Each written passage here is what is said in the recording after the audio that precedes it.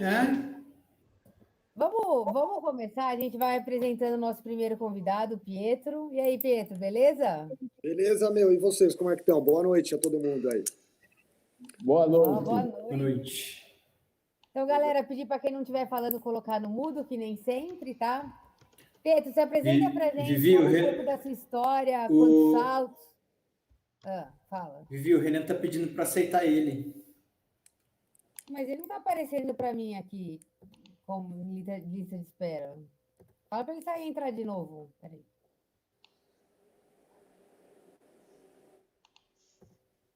Mostrar. Não tem ninguém em lista de espera aqui. Enfim.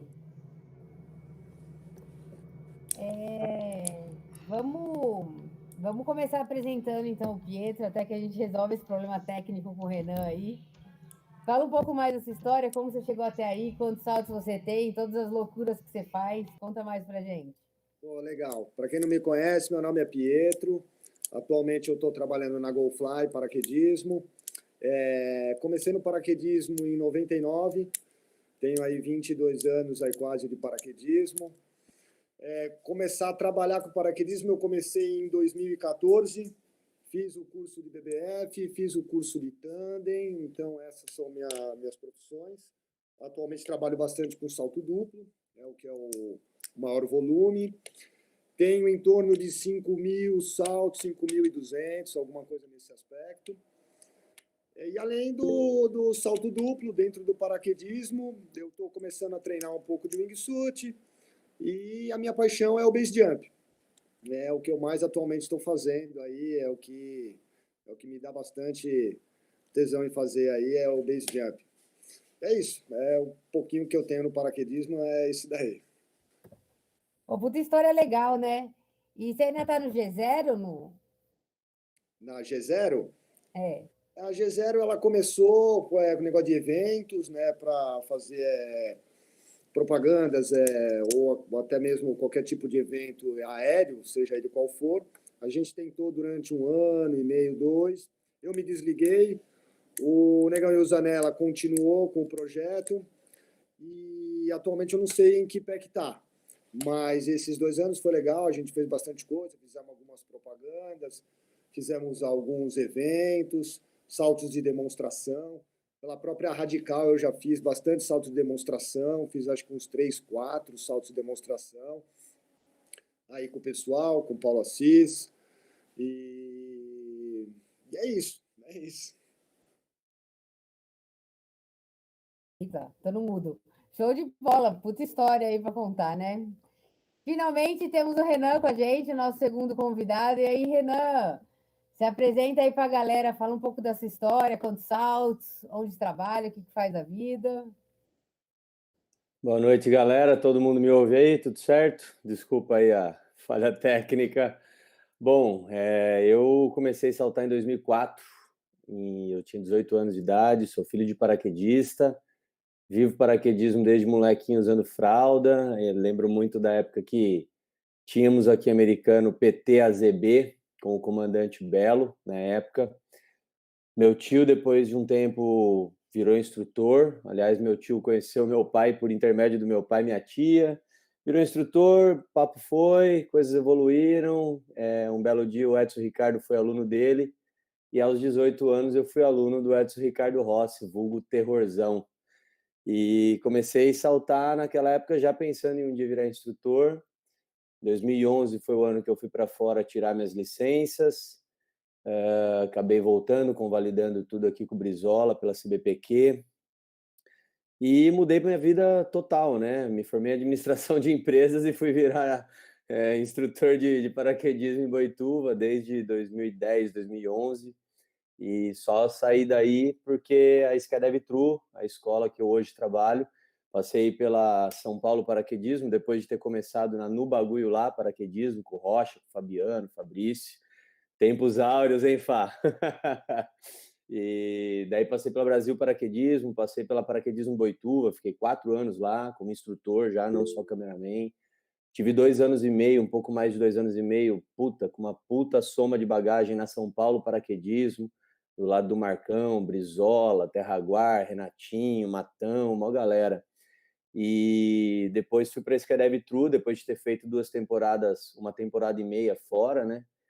E tô lá até hoje, viemos para Piracicaba, estamos fora de Boituva, isso foi um pouco estranho no começo, mas estamos habituando, cenário novo, perspectivas novas, covidão, tudo rolando aí, e a gente se desenrolando como pode. Vai pro túnel, dá coach disso, curso de navegação, não sei o quê.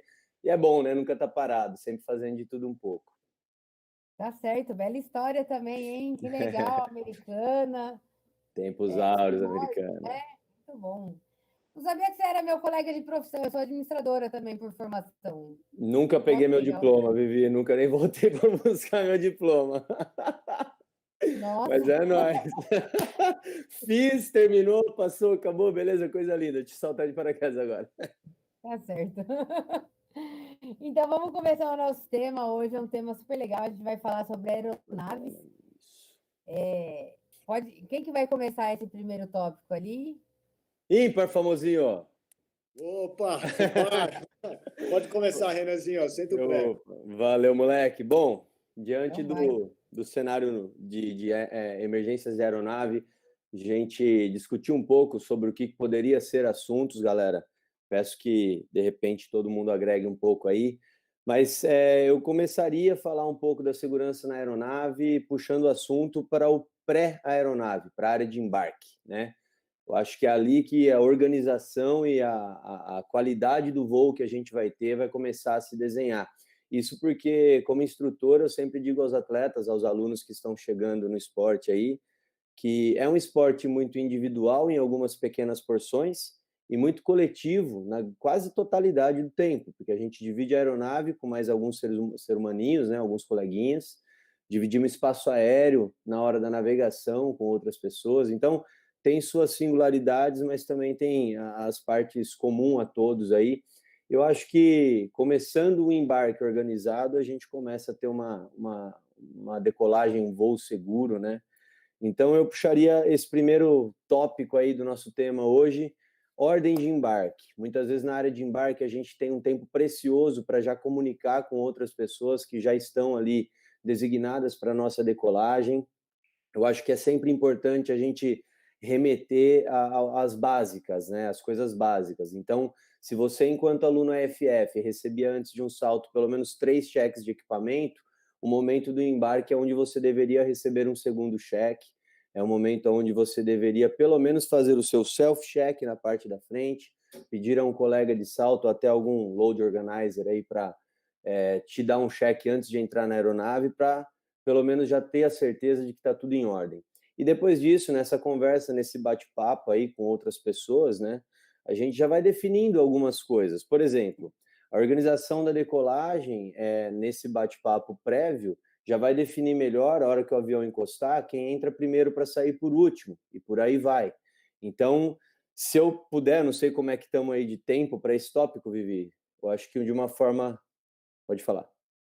Geralmente a gente coloca uns 15 minutos aí por tópico, mas se for mais interessante, a gente tenta encurtar os outros, né? Vamos. Não, Pode jogo seguir. rápido, nada muito demorado, mas o que eu tinha planejado aqui, ó, por exemplo, na organização, né, para a segurança da decolagem, a gente tem que, conversando com as outras pessoas, chegar a alguns consensos, né? Primeiro, saber que modalidades a gente tem naquela decolagem. Porque, por exemplo, quem entra primeiro, quem vai sair por último? Eu vi o Zé Pinga participando aí, então wingsuiters são convidados a entrar primeiro no avião, ocupar aquele assento lá perto do piloto. Depois disso, quando a gente tem saltos duplos, esses entram então em segundo para sair para o penúltimo. Depois, alunos em progressão AFF, alunos solo, que deverão ser lançados por instrutor AFF, né? Algum instrutor ASL ou AFF tem que estar a bordo, ou um treinador BBF. Depois a gente vai falar um pouco melhor sobre o porquê disso. E antes desse aluno solos, então, graduados no programa AFF ou simplesmente solos, os grupos maiores e os grupos menores, né, que vão sair primeiro grupo maior, segundo grupo menor. Aí entra um tocante muito importante, né?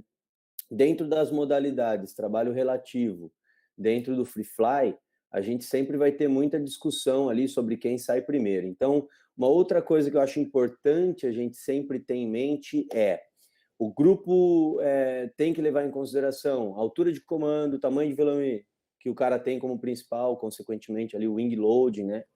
E entrar num consenso, galera. Não existe uma regra que eu, pelo menos pela minha vivência mundo afora, já estive em áreas que free fly sai primeiro, outra que o trabalho relativo sai primeiro. É tudo muito relativo.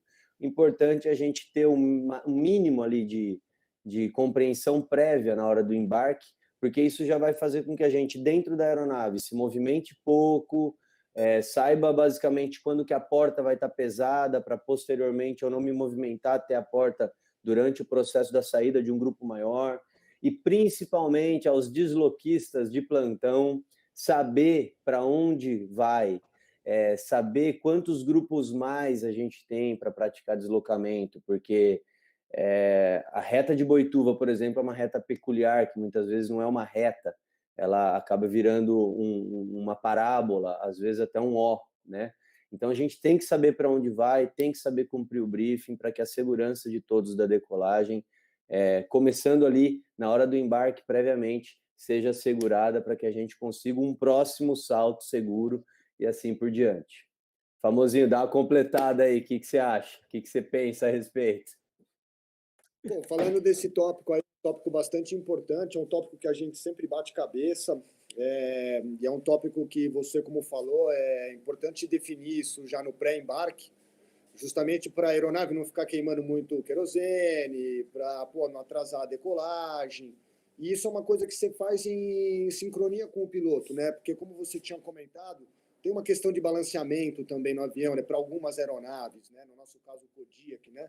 Que ele tem bastante esse problema de balanceamento aeronave. A gente muitas vezes até quer fazer uma organização de saída, mas muitas vezes a gente precisa colocar as pessoas um pouco mais pesadas lá na frente. Então, isso acaba também sendo um ponto a se discutir. Então, sempre isso é bem polêmico mesmo, né? E acrescentar que, não só a organização do embarque, mas também o pessoal entrar devidamente já pronto para o salto, né?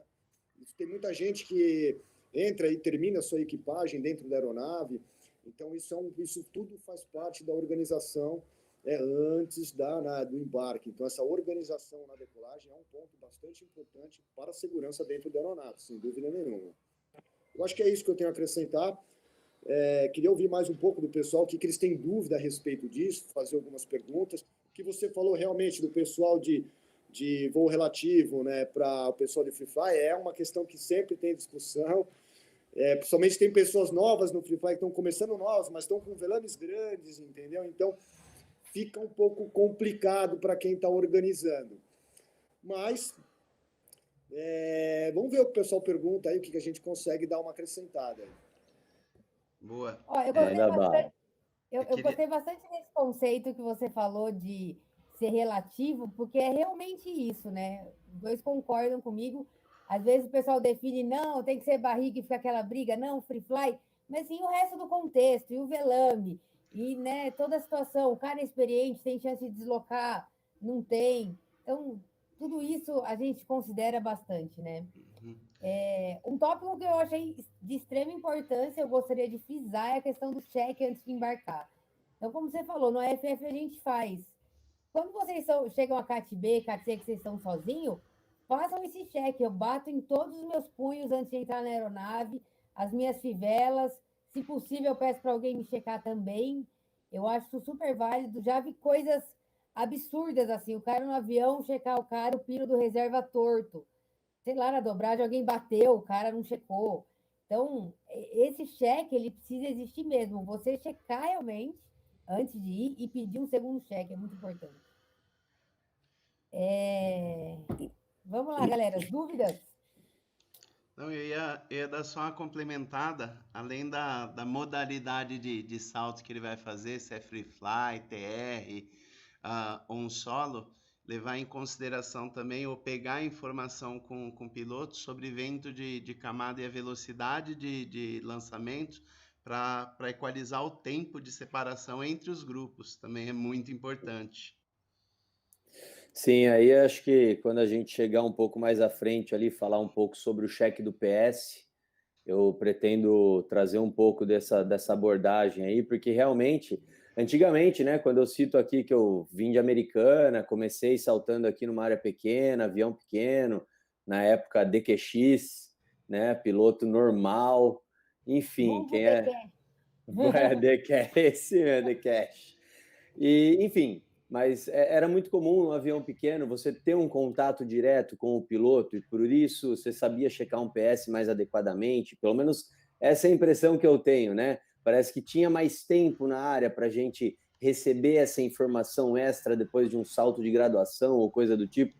Então, isso são coisas que, com certeza, na hora de falarmos ali sobre a importância do cheque de PS, o tempo de separação entre os grupos, aí dá para a gente até mastigar um pouco melhor isso, que é, sem dúvida, uma das coisas muito importantes também para a segurança ali contextualizando da aeronave.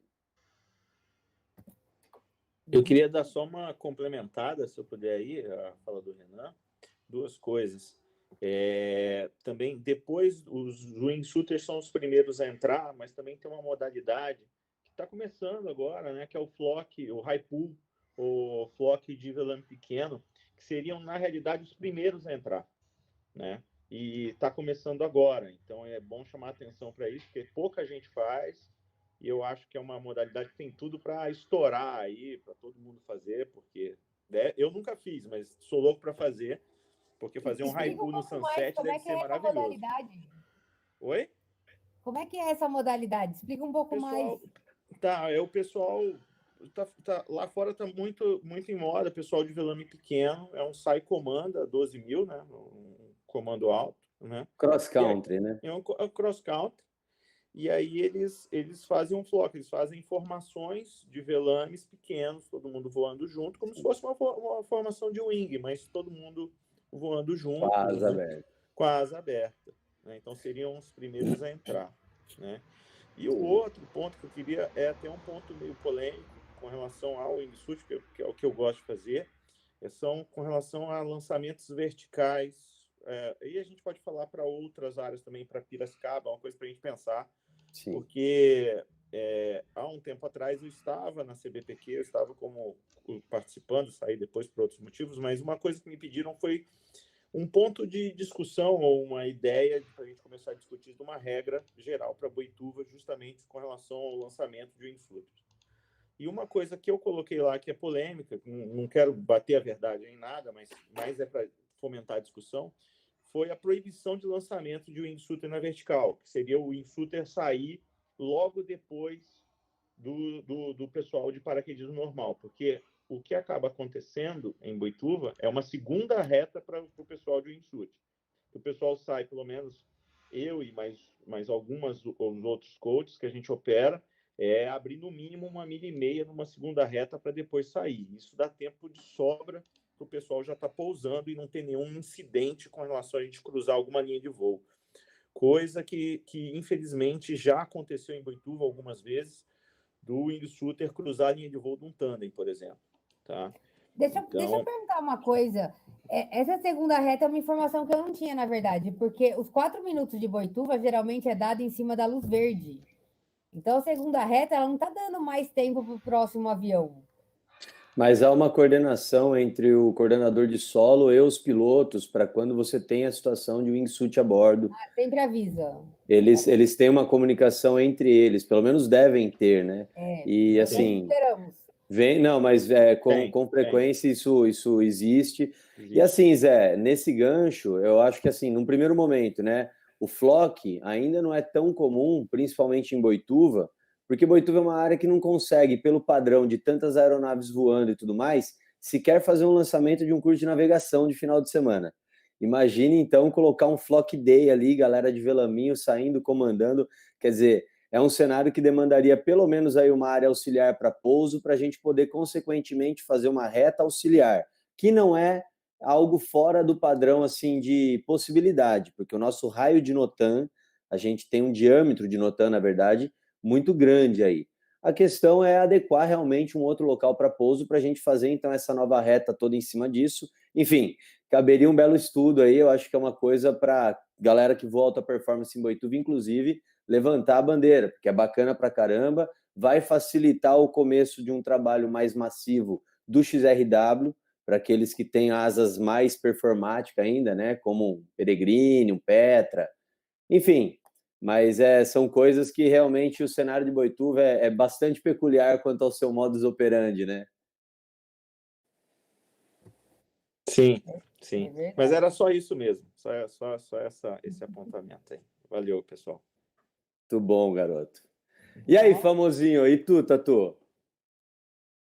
Pô, cara, tô aqui aprendendo essas coisas aí com o Zé Pinga. O Zé Pinga sempre acrescenta umas coisas muito bacanas aí. Pô, legal demais, cara. Esse negócio do wingsuit que faz uma segunda reta na verdade é para ganhar mais distância, né, Zé? Para a gente pegar 1 milha, 2 milhas, de acordo com o vento. E ela é bem rápida, né? Então acredito que não atrapalha muito assim a operação. Mas realmente, o Renan tem razão. Acredito que com certeza tem uma boa comunicação entre as aeronaves, entre os pilotos, para que não atrapalhe a operação das outras aeronaves. E eu acredito que a gente faz bem organizadinho isso. Agora, a questão do XRW, eu não sei como é que funcionaria, né? Se a reta se torna um pouco mais longa, né, Zé? Como é que funciona? XRW entra na mesma regra do wing, porque só para você pensar o seguinte, o piloto de velame ele está com wing load altíssimo. Então, a asa dele está voando no mesmo, vamos dizer assim, no mesmo envelope de voo de um wingsuit, sabe? Então, é um voo super técnico, super difícil para a gente que está de wingsuit, porque a gente voa, pra você ter ideia, mesmo que o cara tiver com, vamos dizer assim, um wing load de 3.8, 4, 4.2, que são pouquíssimos que conseguem voar com esse wing load, pousar com esse wing load, que é mais difícil, né? Voar tá tudo bem, mas pousar, a reta, a gente voa sempre, vamos dizer assim, antes de ir para a reta, no pré-sol da asa. E aí é onde está a dificuldade, entendeu? Imagina que você vai voar, não é nem freado, com pitch altamente positivo e você está quase estolando a asa para você conseguir chegar. Então é muito difícil. Eu, por exemplo, engordei 9 quilos na pandemia, eu não consigo mais fazer, entendeu? Não consigo, já desisti. Entendeu? Como não consigo emagrecer, eu já desisti de XRW, porque para mim não dá. Entendeu? Não Haja ombro, hein, Zé? Putz, cara, não dá. Faz diferença. Já tentei algumas vezes, esquece, só me frustra. Vamos trocar, vai para asa de alta performance e deixa o wing para alguém mais leve. Exato, tá mais fácil fazer isso. Mais fácil. Mas com relação à reta, ela é exatamente igual Existem algumas outras coisas de configuração de aeronave e tal, não sei o quê, mas basicamente, cara, é a mais reta do wing. Mais a leitura do vento, né? Mais a leitura do vento para aquele momento cara, do tem dia. Um monte de coisa que influencia, não é? É vento, é configuração da aeronave, é o piloto, é o que ele faz. Ó, se você tem ideia, se o piloto fica piloto de velame, se ele fica sentado no velame, ou se ele fica em pé, já faz diferença, entendeu? Então, muita coisa para você conseguir chegar e encaixar. Ficar consistente no XRW. Por isso que tem pouca gente que faz, que é muito técnico, né? E muitas coisas variam. Até pressão atmosférica varia, porque influencia muito o voo da asa também, a pressão atmosférica. Então, peso, um monte de coisa, cara. Sim, mas assim, é legal pra caramba fazer, mas com relação à reta, é a mesma coisa, a mesma reta do wingsuit. Porque a asa, ela tá dentro do envelope de voo do wingsuit. Então, distancia aí 1,5 milha, 2 milhas, né? E vai todo mundo atrás do cara e seja o que Deus quiser. É mais ou menos assim. Beleza, galera. Vamos para o próximo tópico, que já faz meia hora. A gente entrou no XRW aí, tava super legal. Folgamos. Vou voltar. Bom, famosinho, você falou um pouco lá do lance das sessões da aeronave, né? É interessante a gente, enquanto paraquedista, eu sempre costumo pensar que nós somos uma vertente da aviação, até porque a partir do momento que a gente está lá com paraquedas aberto, a nossa configuração de voo tem bastante dirigibilidade, bastante razão de planeio até às vezes, né? Principalmente dependendo de vento. Mas eu acho que, assim, por sermos um braço da aviação, a gente tem que entender um pouco mais a fundo, por exemplo, o peso e balanceamento de aeronave. A distribuição da carga ao longo da fuselagem do avião, ela vai ter uma interferência muito grande para a velocidade do lance da aeronave chegar na altura de lançamento, então a velocidade do voo, chão a chão, a segurança desse voo, porque quanto mais a gente tem o peso distribuído próximo ao centro de gravidade do avião, melhor, mais seguro, né? Então, bater nessa tecla de que era muito comum há muito tempo atrás, a gente vê quando a aeronave não estava na lotação máxima, as pessoas se distribuindo na fuselagem inteira e indo até a cauda, ocupando até a cauda lá na linha da porta, né? Mas eu acho que a cultura, pelo menos do que eu tenho visto ali, tanto em Boituva quanto principalmente em Piracicaba, a gente tem conseguido disseminar a ideia de que a segurança é maior quando, ainda com 10 a bordo, sei lá, o quórum mínimo no Kodiak, sei lá quanto que é, Vivi, 8 a bordo? Kodiak são 15 pessoas também, se eu não me engano, 15 mais o piloto. Sim, mas o quórum mínimo seria o quê? 8, 10 pessoas? Quórum, sim, acredito eu que sim, 8 pessoas mínimo. Vivi então, consegue me responder melhor. Sim. Beleza. Eu tava falando sozinha aqui, porque eu tava no mundo. Enfim, com 8, com 10, com 12 a bordo, o ideal é que a gente sempre entre, mexa-se o mínimo possível e vai para perto do piloto, vai para baixo da linha da asa, porque ali é o centro de gravidade do avião, né? Tanto que as seções, ou seja, as janelinhas que a gente tem ao longo da fuselagem, quanto mais longe da linha da asa para mais perto da cauda da aeronave, menor é a capacidade de carga que ela recebe ali, tanto em termos de peso, de quilos, quanto no volume ali distribuído no termo da altura também, né? Então é importante a gente se atentar a essas coisas, uma vez dentro da aeronave sempre tentar ficar lá perto do piloto, calor humano mesmo, saudade da aglomeração, e fazer o negócio ficar mais seguro, ficar um pouco mais rápido também, até porque isso vai facilitar um chorinho do piloto. Então, me ajuda a te ajudar, né? Sobre isso, na verdade, a gente está com 3 pilotos muito fodas aqui na nossa reunião. Até queria chamar eles para se apresentarem aí também, e se puderem falar um pouco mais disso. Então, a gente tem o Coronel Melo, Coronel Nóbrega e Major Thomas aqui. Tô vendo vocês aí, ó. Podem falar um pouco mais sobre isso, explica para a galera a questão do CG, se quiserem, né, dar uma atenção aí nesse tópico.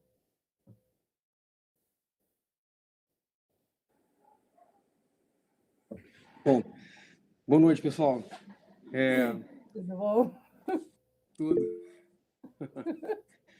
A gente, bom, a Vivi já pediu, né, mandando, a gente ia comentar um pouco mais naquela próxima oportunidade, né, em relação a CG, porque é um conceito que da aviação, assim, o CG, na verdade, o centro de gravidade, ele é estabelecido na fase de desenvolvimento do projeto, e uma vez ele estabelecido, ele é congelado, ou seja, o avião ele tem o CG, né, o centro de gravidade. O que é o centro de gravidade? O centro de gravidade é onde o avião gira, então todo movimento de Cabral, picar, rolamento ou guinada, ele é em torno do CG, ele é em torno daquele ponto. Então, mas só que esse ponto não é fixo, né? Senão o avião ia ter uma versatilidade muito comprometida. Ele pode passear, o CG passeia dentro de limites pré-estabelecidos durante o projeto. Dentro desse passeio, dentro dessa variação do lugar do centro de gravidade permitido, o avião é seguro. Se ele não fosse seguro, ele não seria certificado, não estaria voando com passageiros, ou não seria vendido, né? Esse é o avião certificado. O avião protótipo, ele não passa por certificação, então, ó, quem compra acredita no fabricante que ele é seguro. Quem compra isso um avião no caso dos experimentais, por exemplo, eles não passam por isso? Porque tem experimental que lança ou não? Não sei. Eu acho que o próprio DQX eu acho que era experimental.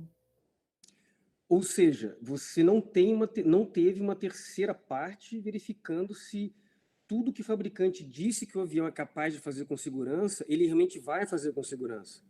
Isso não existiu. Essa é a grande diferença. O que eu quero dizer? Então o fabricante não sabe fazer avião? Sabe. Mas a certificação, ela desde a ICAO, lá, 1900, logo depois da Segunda Guerra Mundial, foi uma alternativa que se encontrou para que os interesses financeiros, comerciais, não sobrepujassem a segurança. E mesmo assim a gente vê Bom, problemas como, né, e 737, fala etc. assim, então, o que isso poderia afetar a segurança dentro dos saltos? Se você já estivesse em áreas diferentes, eu poderia ter que pôr o peso em áreas diferentes da aeronave, é isso? Não, assim, o cara eu conheço pouco, mas o suficiente para poder dizer que o passeio de CG dele, quer dizer, a variação do centro de gravidade dele é bastante permissível. Agora, se o avião estiver voando fora do centro de gravidade, ou seja, se tiver peso fora do lugar onde é para estar, o avião não é seguro. Então, se voa por conta e risco. Se tiver muito peso na cauda do Kodiak, quanto é? De cabeça eu não sei, melhor, de cabeça não, eu não sei porque eu não estudei isso. Mas do cara a gente consegue com mais facilidade.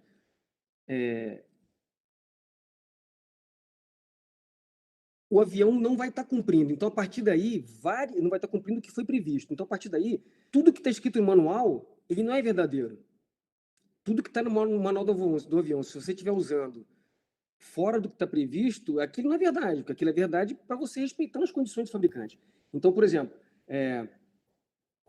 eu entendo porque a operação em Boituva ela tem uma característica de quantidade, né? Muito avião, muita gente. Então, eu não sei assim, se todas as decolagens, o CG de todos os aviões estão sendo respeitados.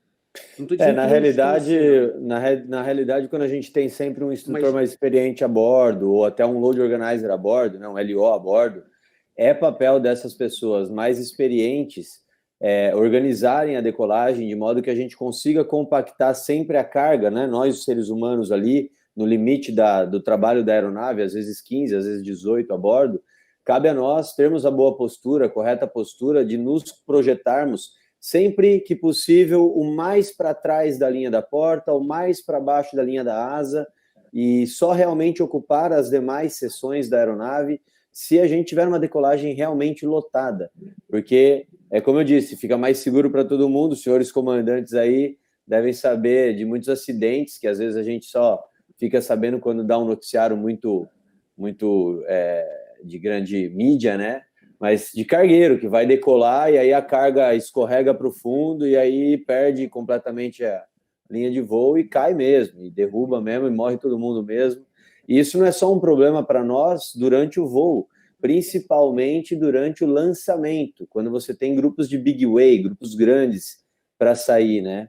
Porque aí existe uma movimentação repentina e abrupta daquela massa, daquela carga que vai de uma vez, e o trabalho do piloto, vocês aí de repente podem falar um pouco melhor, que é penoso, né? Eu já tive contato com muitos pilotos aí em Boituva, e vários deles aí morriam de medo de um stall mesmo, porque isso é uma coisa que ainda que você esteja 12, 13 mil pés para um lançamento, você pode não ter tempo hábil de recuperar o voo, correto?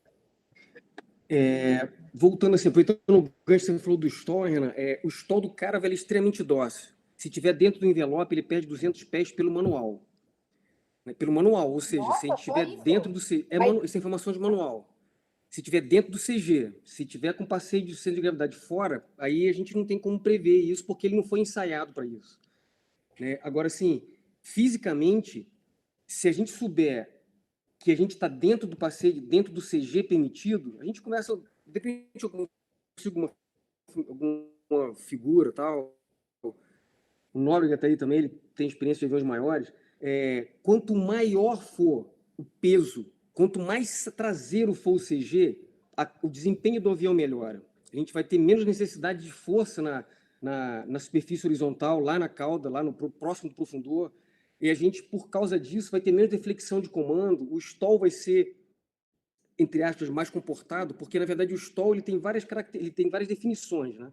Uma delas é incapacidade de voar por perda de fluxo, de fluxo do ar, ou seja, a camada limite de escola. Agora, ele pode também ser determinado por característica indesejável da aeronave, comando batente de comando, que não é o caso do Caravan dentro do envelope. Mas, assim, se a gente conseguir, a gente traz o passeio, quer dizer, a quantidade de peso porque eu não sei se, eu te conheço, eu não sei se, de repente, eu tenho muito pouco tempo de Boituva, lógico, mas, assim, se todo mundo que organiza decolagem sabe quanto mais ou menos, lá, empiricamente, quais são as seções e quanto de peso mais ou menos pode estar, aí, realmente, a gente consegue ter uma decolagem perfeita. E quanto mais peso dentro do CG permitido atrás, mais fácil, menos comando de voo o piloto precisa para decolar e mais natural é a decolagem. Agora... nem... Não, claro. Desculpa. Olha que conceito diferente, interessante, hein? Não tem... Eu vou ver se eu consigo umas figuras aqui para a gente poder... Isso é simples, mas é físico, né? Não estou inventando nada. No resumo da ópera, galera, sempre que possível, tentem se colocar para trás da linha da porta. Se vocês não estão numa decolagem lotadaça, fechou a porta, tenta sentar no banquinho. Se tem espaço ali na frente da porta, só vai ocupar ali depois que já tirou cinto e se mexe devagar, porque realmente eu acompanhei alguns cursos na época de São Paulo Paraquedismo ali que o comandante Moisa ministrava com todas as categorias Bs que a gente tinha na época lá na escola, e ele tinha uma apostila, eu tenho uma apostila dele guardada, se soubesse que iria render o assunto, eu deveria ter trazido, deixado de lado aqui, peço desculpa, mas assim, uma das coisas que a gente mais pode fazer para não ter que se aprofundar tanto, mas seria legal demais a gente pegar aí os pilotos de uma hora, pedir para eles darem uma aula sobre as características e peculiaridades de cada aeronave, por que não? Né? Até porque a gente só tem Caravan e Kodiak até o momento. Quem sabe não chega um Twin Otter aí no futuro, né? Nossa, que sonho! não paga imposto ainda, né? Tá certo. Mas é isso, é saber que quanto menos a gente puder estar na cauda, mais a gente está, pelo menos isso eu sempre ouvi do Mois ali, mais a gente está ajudando a segurança da decolagem, contribuindo para um voo seguro. Beleza, deixa eu chamar o Pietro aqui na conversa. E aí, Pietro, já viu alguma situação dessa de gelar a alma? Então, não, nunca vi uma situação. Eu tive uma vez, uma época que eu voava de ZPN com o Ulisses, cara, e deu uma pane de motor, nós pousamos junto.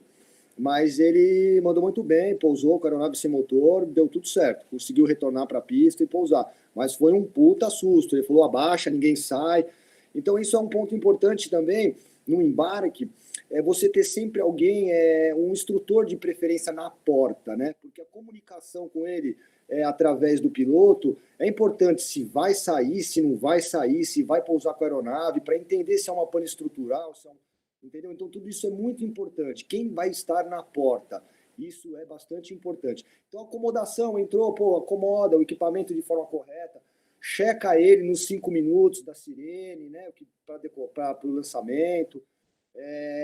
A pessoa que vai sentada ali no chão, né? Que ela encosta no banco o equipamento, eu já vi casos, eu sempre me preocupo muito quando eu estou próximo. Calma aí, deixa eu checar seu pino do reserva, entendeu? Porque são lugares que pode movimentar o pino mesmo com a proteção da aba. Então, esses cuidados assim na movimentação e no assento da aeronave está ligado à entrada, né, no embarque. Isso é muito importante para a segurança no embarque, né? Eu acho que acrescentaria isso daí, é bastante importante. Perfeito. Muito bom. A gente tem vários ganchinhos, vários detalhes ali que a gente tem que tomar cuidado na porta, então realmente isso é muito importante, como eu me coloco no banco, como eu me coloco perto da pessoa que está atrás, a postura que eu assumo ali, né? Muito importante. Eu já peguei até uma vez uma situação que um piloto tandem estava sentado no chão e um outro paraquedista na cadeira ali, né, no banquinho, sentado atrás. Então, o instrutor ele foi levantar nos 5 minutos, né, o instrutor tandem foi levantar nos 5 minutos para fazer aquela equipagem ajoelhado, e quando no ato de ele levantar, o rapaz estava pisando no drogue dele, entendeu? Então, levantou, sacou o drogue, entendeu? Então, esses cuidados é muito importante. Então, toda hora que eu sento no chão, cara, eu penso nisso. Falo, calma aí, deixa eu ver se o cara não tá pisando no meu drogue. Então, eu dou aquela levantada com cuidado, peço para checar meu pino. Ótima dica. Isso aí é bastante importante. Porque isso vai retardar na hora da saída, né? E ninguém quer atrapalhar a operação. Esse é um ponto importante também. Já aconteceu, é uma vivência, então é legal passar aí para vocês aí. Perfeito, muito bom. E aí, turma, dúvidas ou podemos seguir?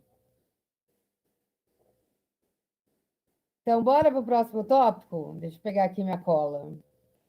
Emergências em aeronaves. É isso aí, galera. Tem que estar sempre com o protocolo das emergências na cabeça, os procedimentos aí bem pensados e repensados, sempre revistos. É um cheque que eu acho que não dá trabalho nenhum a gente, durante a semana, pegar a apostila aí, a velha, boa e velha apostila, e dar uma analisada. Uma coisa que o Pietro falou, a importância de sempre na porta ter alguém mais experiente, de preferência até um instrutor, né?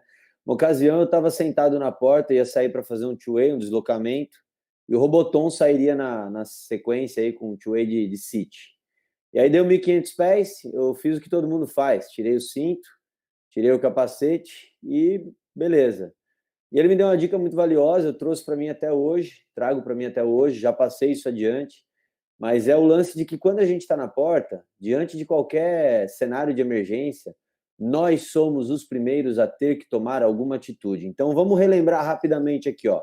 De 0 a 1.500 pés, a gente fica no avião, por isso permanecemos de cinto, por isso permanecemos de capacete. Se eu estou na porta, eu fico incumbido de espalancar essa porta, até porque é uma porta corrediça, se diante de um pouso forçado que pode ou não pode acontecer no aeródromo, então pode ou não pode entortar a fuselagem do avião, se essa porta estiver fechada, ninguém mais abre, ninguém sai do avião, se ele começar a pegar fogo, tchau todo mundo. Então, uma coisa a se pensar, já que a gente está perto da porta, se tem uma emergência, permanece de cinto, permanece de capacete, abre a porta e aguarda o pouso forçado e só depois que estiver seguro se evadir da aeronave, né? 1.500 a 3.000 pés, sair comandando reserva, então vai para a porta assumindo a posição com a mão no punho do reserva, saltou 2 segundinhos para garantir o afastamento do avião e acionar o paraquedas reserva. De 3 a 4,5, acionar o paraquedas principal, mesmo procedimento, vai para a porta, mão no pilotinho, a outra tentando já a estabilidade, compensando. Saiu 2 segundos, lança o pilotinho energicamente. Por que a gente dá esses 2 segundos mesmo? Para garantir que se afastou do avião, para garantir que não está acionando nada e enroscando na fuselagem, piorando o cenário, né? Então é importante realmente, como o Pietro bem falou no começo, entrar no avião já pronto para sair. Eu hoje só tiro meu capacete da cabeça se eu tiver que fazer alguma coisa muito extra mesmo, ou se tiver muito calor, mas ainda assim, quando tiro acima de 3.500 pés, procuro prender ele num tirante de peito, e estou condicionado que se naquele momento tiver alguma coisa, ou eu vou sem o capacete, ou eu coloco o capacete rápido ou nem tiro ele da cabeça, porque o tempo de atitude que a gente tem vai interferir no tempo de todo mundo que está ali no avião também, né? Então, só acrescentando, uma coisa, por exemplo, para o pessoal que é tandem. Eu, praticamente, quando eu sento na porta de tandem, eu já estou sentado e estou numa condição ali difícil. Então, para isso, o que eu faço? Que eu aconselho, assim, eu acho legal. Tá pronto, já estou clipado já em cima, tá certo que não tem folga, não está puxado, não está tirada a folga, mas ali eu estou pronto, entendeu? Então, se precisar sair acima de 1.500, ali eu já estou pronto. Então, isso tá na porta. O instrutor tem muito, assim, a gente pratica muito isso, né? De estar ali na porta, tá sentado, não está clipado, mas calma aí, você é o cara que, se acontecer alguma coisa, é o cara que primeiro vai ter que sair, vai ter que estar esperto. Então, isso é um ponto importante aí. É legal. Quando a gente voa de aeronave comercial, a gente vê isso, né? Geralmente, se a pessoa que está na porta tem algum problema, eles pedem para trocar. Então, é importante. A pessoa que está na porta, ela tem que estar consciente que ela está na porta. Ela é responsável pela segurança da decolagem também. Então, ela tem que estar esperta. Qualquer problema, ela tem que reagir rápido. Posso fazer um comentário? Claro. Normalmente, a gente que fica na porta, a gente está sem cinto, tá? Não tem cinto ali para a gente que está na porta. Se eu abrir a porta e numa pane o avião pousar, eu posso ser arremessado para fora do avião. Que procedimento fazer? É melhor ser arremessado para fora do avião? Não, Maurão, é melhor solicitar ao embarcador. Tem cinto sim, viu? No Kodiak, nos Caravans, todos têm cinto para todos os passageiros. Às Quem tá vezes, assistindo, às vezes ele não está de fácil acesso, mas Aham. isso é uma coisa que tem que Isso que eu ia observar, falar. isso Às tem vezes que ele não está de observar fácil acesso. e tem que solicitar, tem que reportar de imediato. E diante de algo assim, eu diria para você que o mais seguro é o seguinte: saia da decolagem.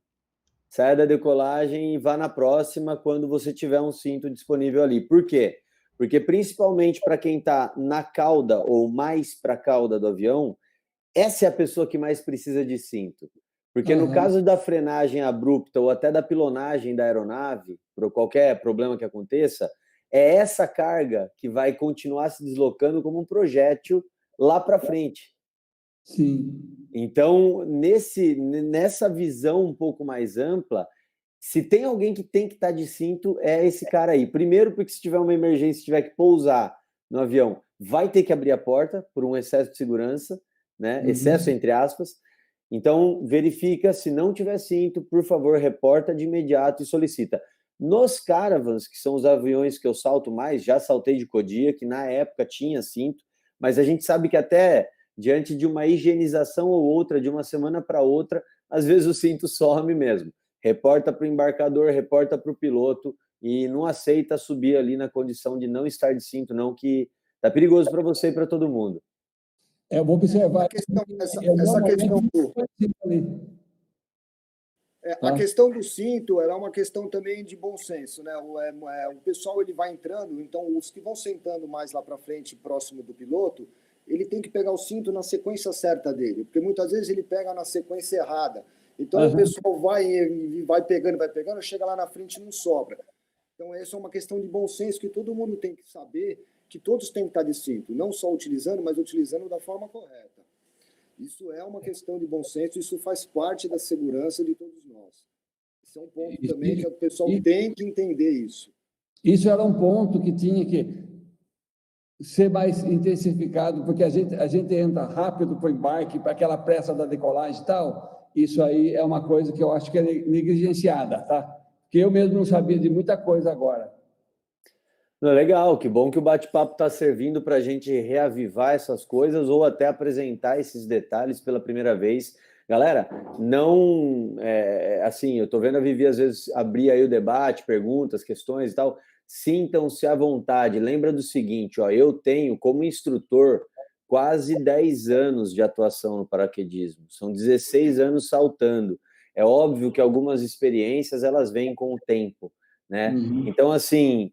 façam perguntas, indaguem, principalmente na área. Às vezes você está lá num dia de weather hold, tudo fechado, cara, pega lá a diária que você pagou para o mano que ia fazer e aí só fez 2 saltos, suga esse cara de toda a parte teórica que ele puder te passar, tá? Eu, na qualidade de hoje ser uma pessoa que lida muito com atletas de diversos níveis, o dia que eu estou numa diária fechada, choveu, a gente vai ficar discutindo dobragem, a gente vai falar de check de equipamento, a gente vai falar de teoria de voo, de velame aberto, tem assunto. Então, explorem essas coisas, porque no final a gente vai pegando esses pequenos ganchos aí e vai aprimorando, abrindo o leque do conhecimento e fica mais seguro para todo mundo, para vocês, para nós, né? E assim, sintam-se confortáveis para realmente usar uma reunião dessa aqui para fazer pergunta, porque ninguém sabe tudo não, cara.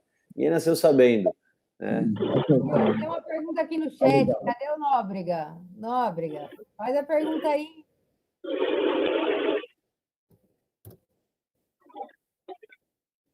Não, desistiu, tá bom.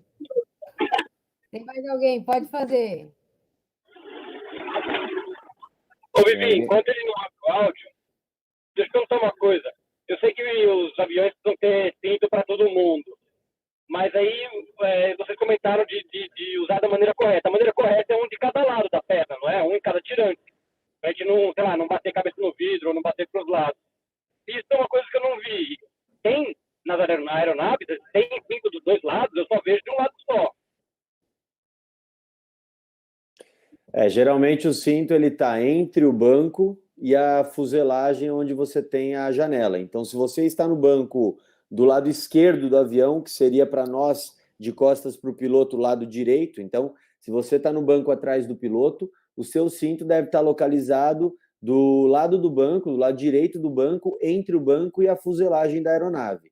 É um cinto por ocupante, você vai passar esse cinto, via de regra, no seu tirante de perna, e os cintos que a gente tem ali mais para frente, no meio dos bancos, esses sim são destinados às pessoas que estarão sentadas perto da porta, tá? Porque da fileira do outro lado do banco, né? Então, o que seria atrás do copiloto, que não tem um assento, muitas vezes está sem, aí o cinto estará entre o banco, entre o assento e a fuselagem do lado esquerdo. E assim, galera, já faz um tempo que eu, assim, por vivência ali em Boituva e agora em Piracicaba, vejo que todas as aeronaves estão, sim, homologadas e preparadas com cinto de segurança para os ocupantes a bordo, certo? São raras as exceções ali que não vejo cinto para alguém, e toda vez que isso acontece, eu falo para o pessoal do embarque, na outra decolagem está solucionado. Então, batam bastante nessa tecla, porque o cinto é um artifício de segurança fudido no caso de uma emergência de aeronave. Pô, eu tenho uma questão aqui, cara. Como tandem pilot, velho, quando você tá lá, você não consegue passar normalmente o cinto de segurança no passageiro e em você, né? É muito difícil você conseguir fazer isso. O que eu costumo fazer, tá? Eu clipo o cara em mim e já dou um ajustezinho para ficar meio próximo. E passo o cinto nesse ajuste, entendeu? Sim. Teoricamente, estaria sobrando o cinto de segurança se eu fizesse isso. Teoricamente, não. Estará sobrando pelo menos metade do que o número que você tem de tandens a bordo. Sim, então, assim, eu tô falando assim, eu tô falando teoricamente por conta do Maurão falar que não tem cinto para todo mundo. Cara, eu, por exemplo, eu não passo no passageiro.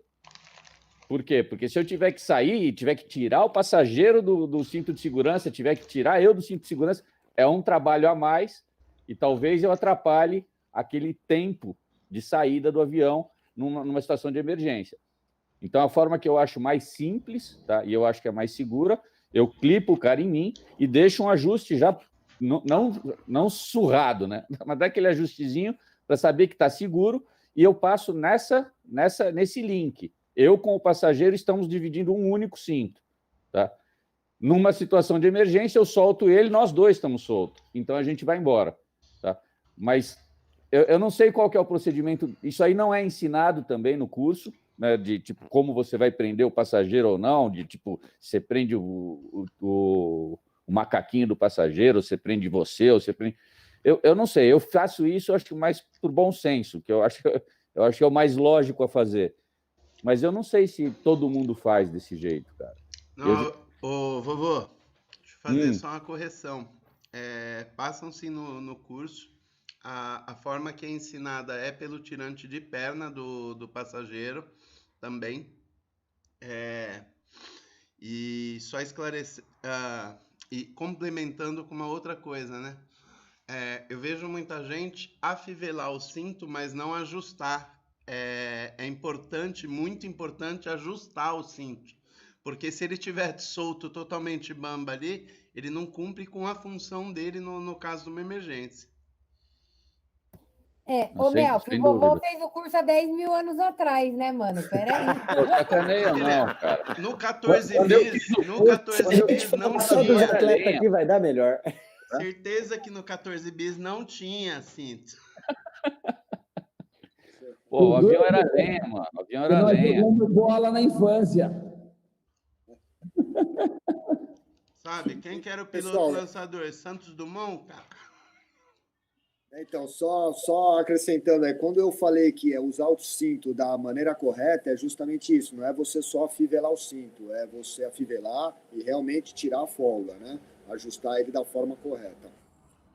Foi dessa maneira que eu falei, não só usar o cinto, mas usar da forma correta, não usar ele todo frouxo, porque praticamente você está se enganando a si próprio, né? Então, colocou o cinto, ajusta da forma correta. Independente, como o vovô falou aí, de você estar ajustando ali dessa forma que ele falou, deixar ele sem folga, realmente. Deixar ele sem folga. Essa é a maneira correta. Excelente, galera. Olha que beleza. Ó. Cabe bastante bate-papo sobre isso aí. Se alguém mais tiver dúvida, seria Antes legal. do próximo Só tópico, tem senão uma já vai ficar a coisa. noite inteira. Ô, Ô, Vivi, só Nóbrega, fala aí a pergunta que você fez no chat.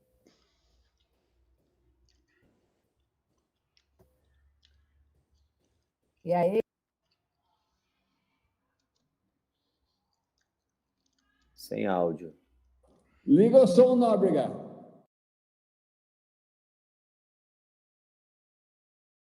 Tá tomando um couro aí, ó.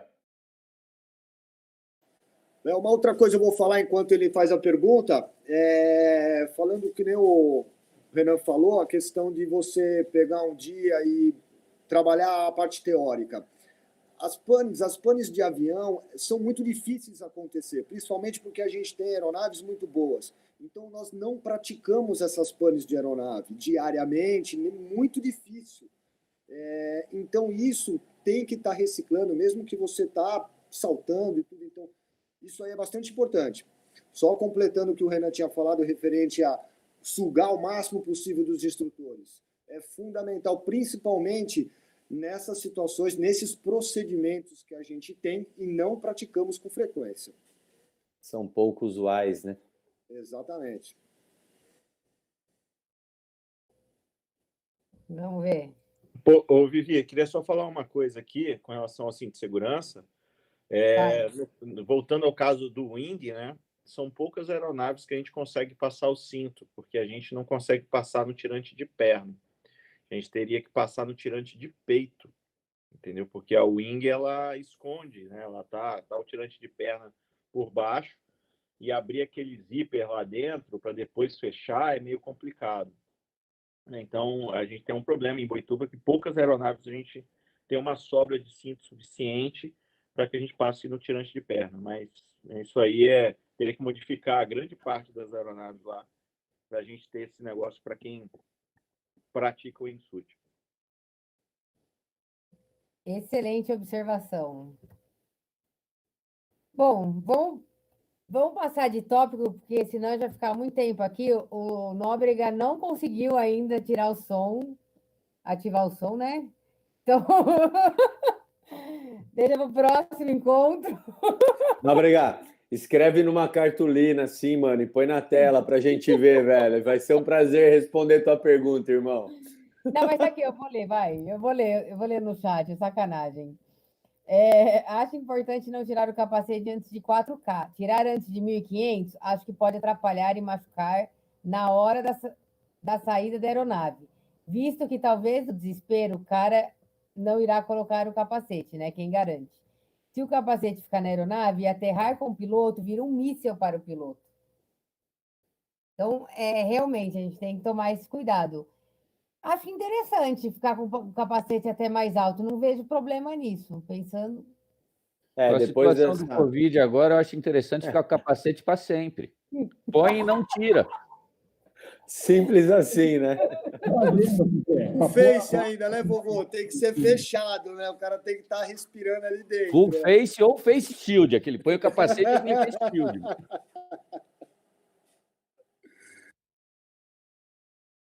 Galera, mas realmente um capacete solto, um altímetro solto, um celular na mão, coisas que a gente não para pensar, mas eu vejo que toda decolagem tá todo mundo, às vezes eu mesmo que logo meus saltos no meu logbook digital, no celular, né?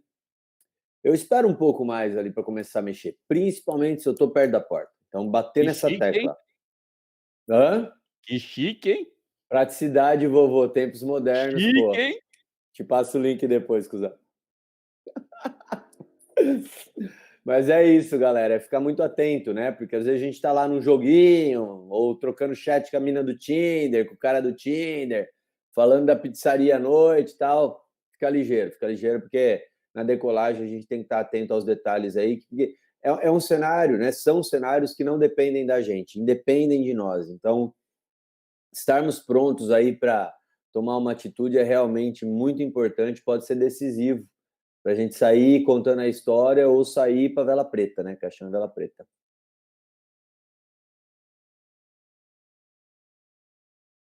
Verdade, muito isso bem aí, Renan. colocado. Vamos para o próximo tópico, então. Vamos ver o que é o próximo tópico.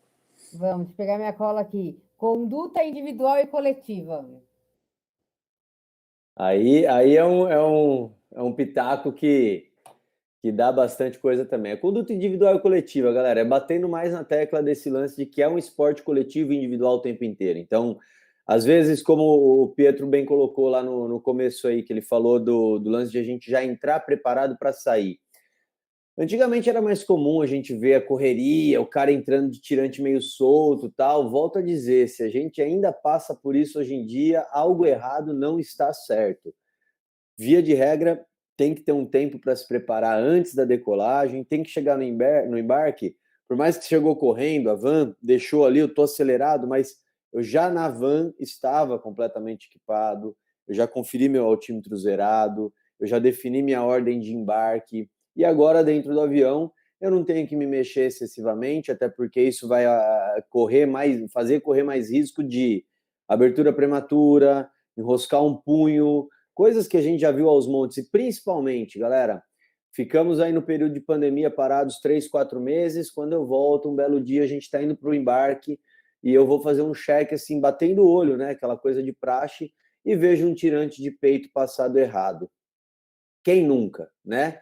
Então, passado por trás, voltado pela frente de tudo, não passando pelo meio. Então, esses detalhes, galera, sabe? Você ter a consciência de um self-check, olhar toda a parte do seu equipamento na frente, tocar o seu pilotinho atrás, muitas vezes verificar se a sua aba está fechada, pedir um cheque para alguém, não é vergonha, independente de quantos saltos você tenha, peça um cheque para aquele cara que você está vendo na decolagem ali, que tem um pouco mais de experiência, ou até um camarada que salta contigo, porque esses são detalhes que vão assegurar a gente chegar lá embaixo vivo, feliz e satisfeito com o salto, ou não, mas pronto para ir para o próximo, né? O melhor salto é sempre o próximo. Então, tomar cuidado ao se mexer. Se você se organizou bem na hora de entrar, você não vai ter que ficar se movimentando demais dentro do avião, logo está tudo bem, está tudo seguro. E como eu coloquei no começo, o lance de quando você tem lá a separação dos grupos, né? Se tem um grupo grande saindo antes, alguém, por favor, dê a voz ao piloto de que a cauda estará pesada na hora do lançamento. E o próximo grupo espera, de fato, o grupo que saiu, que tinha que sair primeiro, sair. Você vai notar que a aeronave ainda vai dar um balanço que você não está acostumado a sentir. Aí vai para a porta, checa o PS, você já garantiu uma separação de tempo. Chegou na porta, garantiu a separação dos 45 graus, pelo menos em relação entre um grupo e outro, e fez a coisa com segurança. Aquela história de, deixa eu filmar a saída da galera, isso daí pode colocar o avião numa situação de stall, que é muito danosa, pode ficar muito perigoso mesmo para todo mundo, né?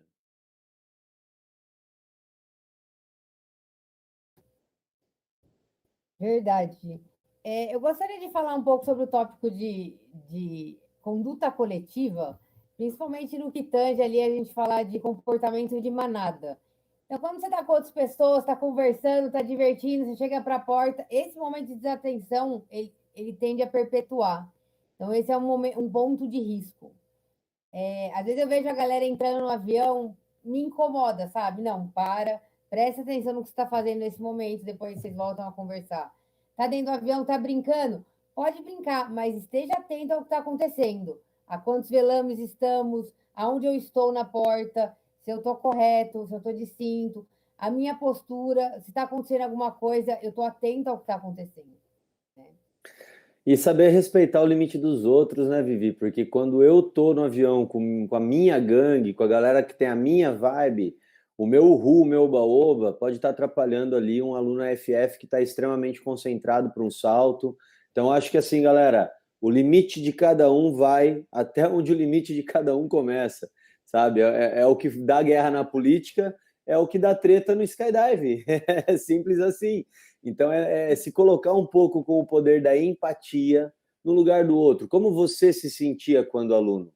Você estava no Uhu, no Oba-Oba, ouvindo Rolling Stones ou qualquer heavy metal? Não estava. Tá todo mundo com o toba na mão. É isso que tá. Então, a gritaria de um pode invadir esse espaço do outro. Pô, mas que besteira. Besteira pra gente, que já tem um pouquinho mais de experiência, que tá um pouco mais safo. Agora, num dia que está meio nublado, que você está subindo naquela condição de vento, o oba-oba diminui. porque aí até quem já é mais experiente também está com o toba na mão de novo. Então são situações que eu acho que a gente tem que saber respeitar. Eu acho que o nome disso é respeito, sabe? Não esqueçamos do seguinte, galera, é um esporte de risco, sim, que a gente pratica.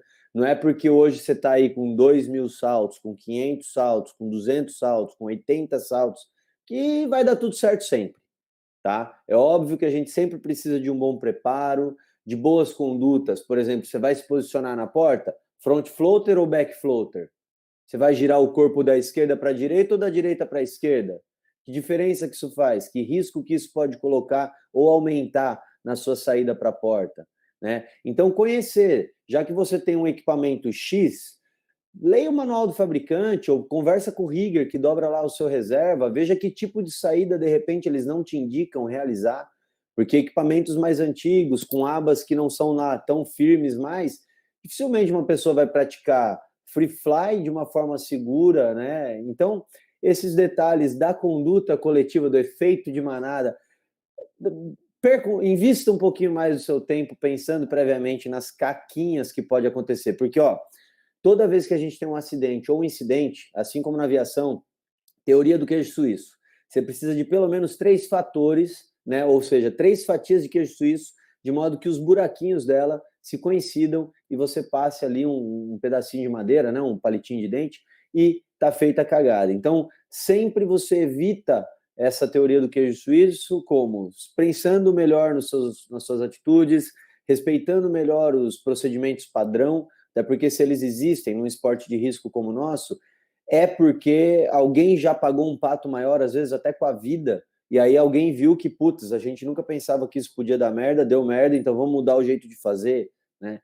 Então é não esquecer de que as coisas básicas, muitas vezes, elas estão lá, não é por acaso, elas vão servir para um cara pouco experiente, médio experiente, muito experiente. Meu, você falou uma coisa que você leu minha mente. Como a gente vê esse pessoal que é cativeiro, assim, empolgadão, e você tá lá concentrada com o aluno, respirando, e o cara tá tentando fazer, toca aqui, bom salto. Meu, tudo fora de contexto, né? Pelo amor de Deus. Ainda mais quando é um camarada que ele resolveu levar para o paraquedismo, né? Padrão, galera, até aí padrão. Isso daí é só para a gente realmente ter um bate-papo que pare para pensar, porque ninguém faz por mal, né, Vivi? A gente já esteve nesse cenário aí, com certeza, e ninguém faz por mal, ninguém está mal intencionado. É verdade. E às vezes até a outra pessoa ela faz uma brincadeira para se descontrair, e aí acaba atrapalhando os outros, né? Tem que ter a leitura da situação, né? Então, vamos dar uma aceleradinha aqui, vamos para o próximo tópico, cheque de PS. Quem quer começar falando? Vai lá, famosinho, que eu já falei muito. Desculpa aí. Bom, o cheque de PS é uma outra coisa também que é fundamental. Nós aprendemos desde o início do primeiro salto, é saber checar o nosso PS. Atualmente também nós não temos muito esse tipo de problema, porque os pilotos são altamente capacitados aqui, utilizam instrumentos, então é muito difícil você ter um erro de PS, né? O pessoal do Wing, eles praticam bastante o cheque do PS, porque para eles é bastante importante. E eu sempre estou olhando, né? Praticamente olhando o PS e olhando aquele cara que saiu na minha frente, né? Ver se ele já está distanciando e já dando o meu tempo. Então é muito importante, é fundamental. Acho que, independente da aeronave ter equipamentos de última geração, aí é muito difícil errar o PS, mas é fundamental todos nós estar fazendo esse cheque de PS para evitar um problema não só para o seu salto, como para os que vão sair na sequência de você. Tá? E quais seriam o que você tem de argumento assim para você avaliar, para saber se o seu PS está legal ou não? Então, o PS ele vai ser o que acontece? Você vai ter que ter aquelas informações de velocidade, quanto o avião está andando na reta. Isso é um ponto importante para você não só fazer o PS, mas também para você saber o tempo que você vai dar de distanciamento de um grupo do outro. Isso é muito importante. Se é o primeiro salto, você vem acompanhando junto ao piloto. Eu faço isso sempre, acompanhando junto ao piloto. Muitos pilotos também, o Zé, que pilota o Kodiak, pilotava, não sei se pilota ainda, ele vai cantando, ó, 5 mil pés está esse vento, a 12 mil pés está esse vento. Então, você sabe se você vai deslocar muito em queda livre ou não. Então, você vai saber se vai ser um pouco mais para frente, né, da vertical, ou um pouco mais para trás. Então, isso é... Então, você vai... Pô, você já sabe que está um vento forte, você vai se deslocar em queda livre. Pô, você tá na vertical, pô, deixa correr mais um pouco, entendeu? Para você não ficar na roubada, na negativa. Então, o tamanho do velame, você está com um tandem, entendeu? Então, assim, tudo vai influenciar a prática que você está fazendo ali no salto. São essas informações que você precisa ter para determinar um bom PS. Essa é a minha opinião. Na realidade... Desculpa, pode falar. Na realidade, galera, o cheque do PS nas aeronaves grandes também, né, como Caravan, também foi uma das coisas que foram ficando mais distantes para o paraquedista, né, principalmente pelo advento do uso aí dos GPS durante reta e tudo mais. Muito embora a gente tenha aí, por um respeito a regras da aviação, que o lançamento de uma aeronave nunca pode se dar com um teto completamente guardado, você tem que ter pelo menos um percentual de visibilidade com o chão e por aí vai. Mas guardadas as devidas exceções à regra, o cheque do PS nada mais é que você olhar numa vertical ali, né, da porta. Então, para isso, você vai ter que projetar sua cabeça ligeiramente para a linha de fora da porta, olhando reto, né, bem reto para baixo, fixando ali um ponto da fuselagem ali da porta mesmo, parte baixa, e lá no chão, para você ver o quanto você está deslocado para fora ou para dentro do aeródromo, o quanto você está deslocado para frente ou para trás do aeródromo em relação ao vento. Onde você começa a construir uma base mais sólida para o seu PS ser bem checado e bem aferido quando você estiver lá. Porque, primeiro, a responsabilidade do PS é de quem está saltando. Então, se você é categoria AI, você está sendo instruído e acompanhado por um instrutor. A partir do momento que você virou categoria A, essa é a responsabilidade primária que você acaba de contemplar junto com a sua nova categoria. Então, lembrem-se sempre do tio do Homem-Aranha. Com grandes poderes, a gente tem grandes responsabilidades. E checar o PS não deveria ser um bicho de 7 cabeças, mas peça uma instrução para o seu instrutor no próximo voo que você tiver, pede uma orientação. Como é que eu checo o PS? E é isso, é olhar para baixo, vertical mesmo, para ter a noção do quanto que você está fora, dentro, para frente ou para trás. Do chão, a gente consegue analisar decolagens anteriores e ver qual que é o sentido do lançamento, qual que é o sentido da reta, quanto que os paraquedas estão derivando depois de aberto para cada lado. Então, às vezes, do chão, eu prefiro não subir uma primeira decolagem ali com alunos AFF, por exemplo, porque a gente não tem como saber, né, se vai ter vento cruzado, qual a intensidade do vento cruzado, porque para mim que comando um Leia 84 a 3.500 pés, eu vou estar aberto a 2.500, meu velame é pequeno, ele fura o vento.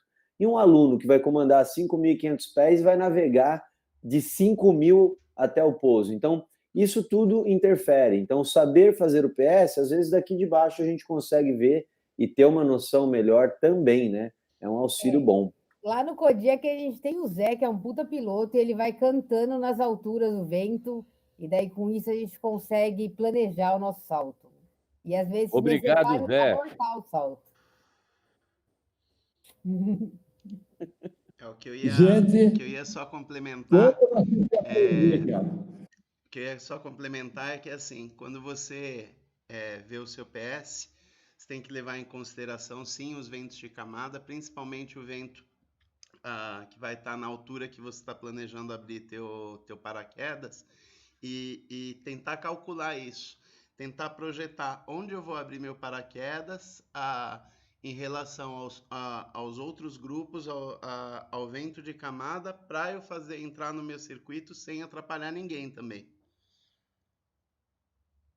E mais importante do que o entrar no circuito, que também é uma parte muito importante, sem sombra de dúvida, mas pensar que depois que eu comandei meu paraquedas, qual era a reta?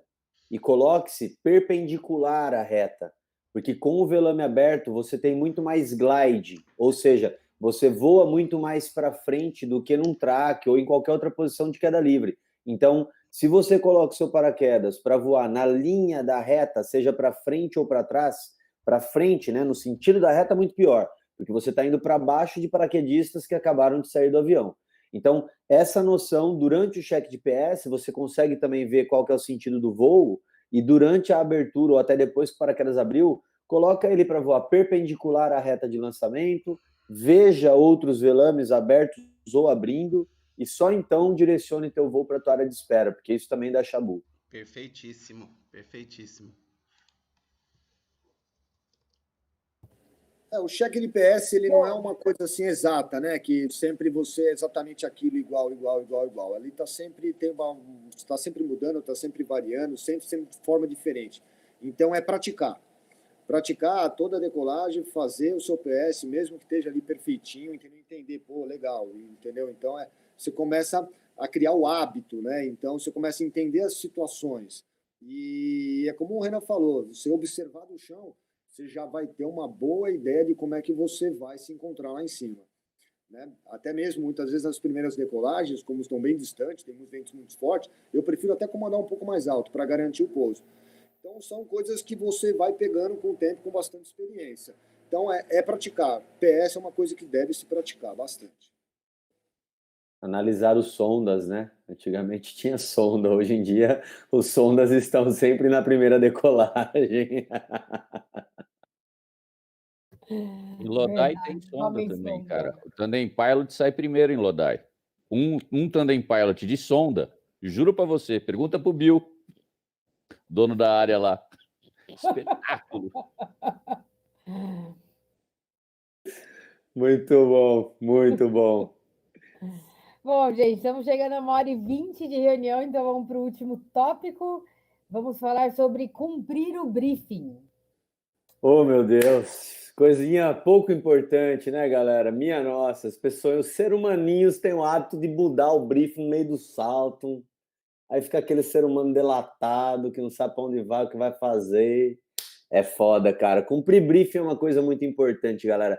Principalmente, de novo, para os desloquistas.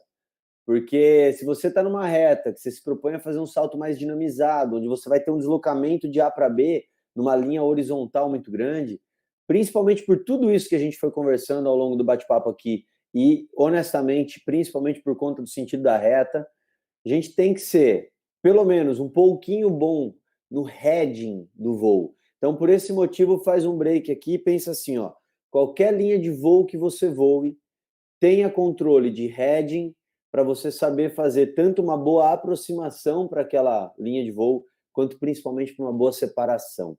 E aí volta para o lance do Atimonaut, do track jump, do tal do desloque, né? Saber colocar para onde vai, porque eu já me peguei aí em Boituva, por exemplo, perguntando para um cara que eu nunca tinha visto no avião, ô brother, tudo bem? Prazer, meu nome é Renan, que você vai fazer, né? Que altura você vai comandar, que tamanho que você paraquedas? Ah, fazer desloque. Pô, bacana, tal, eu tô aqui no two-way de não sei o quê, então você pode sair primeiro, né, por causa do tamanho do velame, altura de comando e tal. Para onde você vai? Ah, para os 3 laguinhos. Aí chegou na reta, eu falei, mano, e aí, você vai então para lá? Ele falou, não, vou para lá. E apontou para um lado completamente oposto de 3 laguinhos, sabe? Então, ter a noção mesmo. Por isso que eu falo do lance de, às vezes, a gente não saber, e aí para não se acusar, não pergunta, não fala nada. Galera, fala. Tirem suas dúvidas antes de entrar no avião. Procura alguém capacitado para dar uma dica, sabe? De qualquer coisa que seja, mas pega alguém mais experiente, não existe pergunta idiota.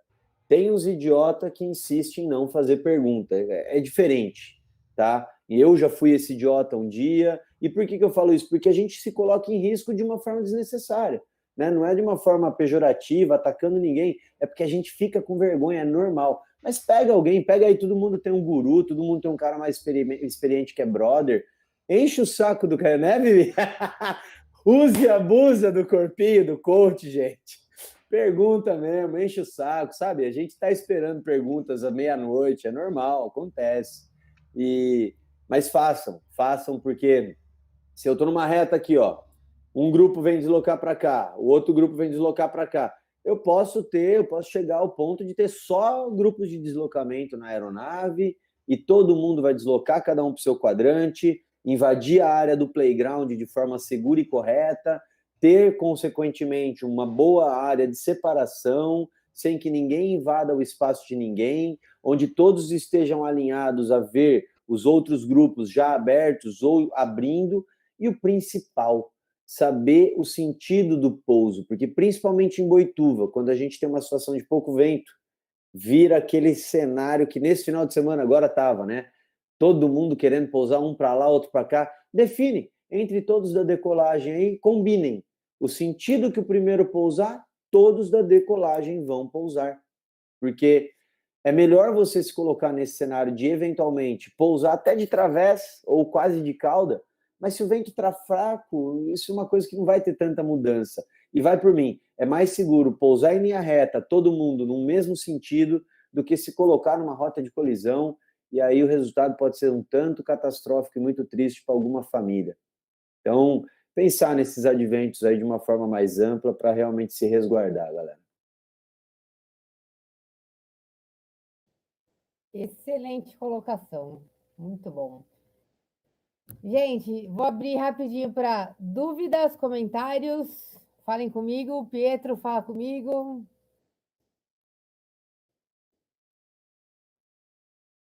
Olha que paz, todo mundo tá... Fala, famosinho, fala, famosinho.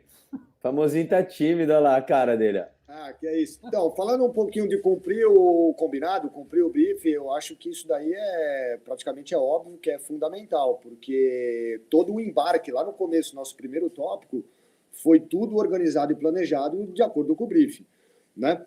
Então, se você não cumpre o que a gente combinou, então lá no começo nós já começamos errado. Então já começa o primeiro furinho do queijo, né? Então já começa o primeiro furinho do queijo. Então isso é fundamental, fundamental. É claro que algumas coisas no salto a gente acaba alternando, mudando. Acontece, sem dúvida nenhuma, mas mudar completamente o que você combinou para organizar um embarque é extremamente falta de bastante responsabilidade. É extremamente importante isso, sem dúvida nenhuma. Ô, Lourão, mas eu achei que isso aí era uma modalidade, chama lenha, não é isso? Alunos provenientes do método Skydive Ilha da Madeira. Ó, mas tem alguém aqui que está online que deve falar bem sobre isso. O Cabeça tá aí, ó. Certeza que os alunos dele já furaram um briefing. Tenho certeza que ele vai ter uma história boa para contar. Hashtag quem nunca. Eu ia mandar uma pergunta provocativa aí, o Renan que está agora em Pira. Quando o pessoal de desloque sai lá, eles também vêm para os Três Laguinhos aqui? Como é que é? Ou é pro Três Laguinhos ou é pro Trevinho, velho. Não mudou, nada mudou. Não, mas Três Laguinhos é um lugar famoso, cara. Você tá em Boituva, você tem que deslocar pro Três Laguinhos. Não tem jeito, Porra, velho. velho. Pra onde? Como Vai não, pro Três Laguinhos, né? velho. É tipo ir pra Dubai e não saltar na palmeira. Caraca! Galera, isso é uma coisa que a gente tem que realmente bater na tecla, porque o desloque, ele se tornou... Antigamente, o paraquedismo ele é muito cíclico, né? E eu, por acompanhar paraquedismo de um bom tempo para cá, desde que eu me entendo por gente, eu já vi Skysurf ser o salto da moda, eu já vi o Wingsuit ser o salto da moda. Há muito tempo eu vejo que o desloque é o salto da moda, assim como um dia era o tal do head down, e aí agora o head up. Então a gente tem ciclos, né? E esses ciclos, eles vão trazendo para nós, lógico, primeiro, oportunidades de aprender linhas de voo que a gente antes nem imaginava que rolava, né? Hoje a gente tem também o advento do túnel de vento, que ajuda muito a compreensão da leitura do vento, da parte física da coisa, e aí a gente aprende a voar novas posições, mas acho que o principal em relação ao desloque, que é um salto que vai ter ele é mais dinâmico por natureza, a gente tem que ter uma boa leitura e uma pequena compreensão, uma mínima compreensão, eu diria, sobre esses vetores, sabe? De você sempre sair, deslocar numa rota perpendicular à reta, avisar o piloto quando você vai se predispor a fazer um salto desse, para que eventualmente ele comece, então, cortando dando a luz verde, né? Iniciando o ingresso na reta um pouco antecipadamente. E assim, galera, não é forçação de barra nenhuma, mas qualquer modalidade, procura alguém mais capacitado, mais gabaritado, um coach, faz um investimento de dinheiro. Eu sei que agora a vaga subiu e tudo mais, mas, gente, não tem segredo. Eu acho que para aprender legal, é fazer pergunta, é tirar dúvida, é encher o saco, é fazer diária, é gastar dinheiro, é investir tempo, é ir para a área quando o tempo não está com previsão boa, beleza. O que não der para fazer saltando, pode ter certeza que se você for uma pessoa interessada, você vai tirar do seu LO as melhores informações naquele dia chuvoso, de tempo tenebroso e sem decolagem. Então, assim, é uma via de mão dupla. A gente gosta de ver pessoas que têm interesse, a gente gosta de ver pessoas que têm essa busca pelo algo a mais, de querer saber. Por quê? Porque a gente gosta de ver que as pessoas estão preocupadas com a segurança. No final das contas é isso. Eu e você, eu com quase 10 mil saltos, você com, sei lá, 80 saltos, a gente vai dividir o mesmo avião, a gente vai dividir o mesmo espaço aéreo. Se você bater em mim ou eu bater em você, a gente vai morrer igual. Então, assim, não é saudável, não queremos manchar o esporte, não queremos virar estatística. Como que se previne? Pensando nas coisas um pouquinho antecipadamente, tirando lições com os incidentes alheios, mas principalmente não julgando simplesmente. Pega aquele acidente, pega aquela estatística, bota na roda, não para apontar dedo, mas para pensar que se aquele ser humano cometeu um erro e custou a vida dele, ou um prejuízo muito grande, poderia ser você ou eu. E por que que não foi a gente? Talvez porque num dia a gente deu um pouco mais de sorte do que aquele camarada, né? Então não vamos deixar a sorte dominar a coisa não, né? A gente costuma falar para os alunos, você tem 2 saquinhos, da experiência e da sorte. Tenta encher o da experiência, que está vazio, sem esvaziar o da sorte, que está cheio. E assim é a nossa vida no paraquedismo para sempre, eu acho. Enquanto a gente estiver vivo, vai ter mudança, vai ter evolução. Vamos aprender. Isso aí, para sempre aprendendo. Gente, então, 1h30 de reunião, chegamos ao final de mais um bate-papo. É muito legal, né, os bate-papos, eu adoro. O Renan está sendo assediado aí pelo Cabeça. Não, agora que eu abri a parte das mensagens, eu tô vendo que já foi... Um beijo, cabeça linda no meu coração, menino lindo. Oh. Gente, queria agradecer muito nossos convidados de hoje, Renan e Pietro, vocês mandaram muito bem. A conversa hoje foi muito bacana, passou super rápido. Galera que está sempre aqui assistindo com a gente, então tem nossos rostos carimbados aí, brigadão mesmo. A gente está fazendo esse projeto para vocês, então continuem com a gente, que a gente continua com vocês também. E hoje foi muito, viu, Renan, viu, Pietro? Foi bacana. Valeu, valeu, Vivi. Valeu, galera. Legal, obrigado, galera. Foi boa, bacana Renan, demais. Desculpa, Pietro. Mesmo... Manda. Mesmo fora da reunião, aí, mesmo fora dessa live aí, pô, é sempre bom perguntar. E é claro, a gente não vai saber tudo, acho que ninguém sabe tudo, mas o que a gente não souber, vamos sempre procurar informar da melhor forma possível. A minha dica que eu deixo é não só para segurança de aeronave, mas para qualquer tipo de segurança. Segurança a gente faz, segurança e qualidade a gente faz com padronização. Então, crie a sua rotina, que essa rotina ela vira um hábito, né? E isso é muito importante. Crie a sua rotina de cheque, né? Sempre checar o seu equipamento, checar como você entra, entrar sempre equipado, não checar você, checar seus amigos também, entendeu? Como você faz a sua... Então, você padroniza, você cria uma rotina, e essa rotina vira um hábito. Então, para tudo, rotina para você checar o equipamento, rotina para você, sabe, chegar na área, primeiro checar, então, cria a rotina. A gente aprende muito isso no Tandem, que é criar uma rotina de equipagem, e é isso que garante bastante a nossa segurança. Beleza? Essa é a dica que eu deixo aí para todo mundo. No casamento também aprende bastante esse negócio de rotina aí. Você é um cara perigoso, hein, meu? Demais. Galera, eu queria agradecer. Quê? Você está bem aí da operação do ombro? Tô, né? Manda um tchauzinho bem aí fudido. com a esquerda. Manda um tchauzinho com a esquerda aí.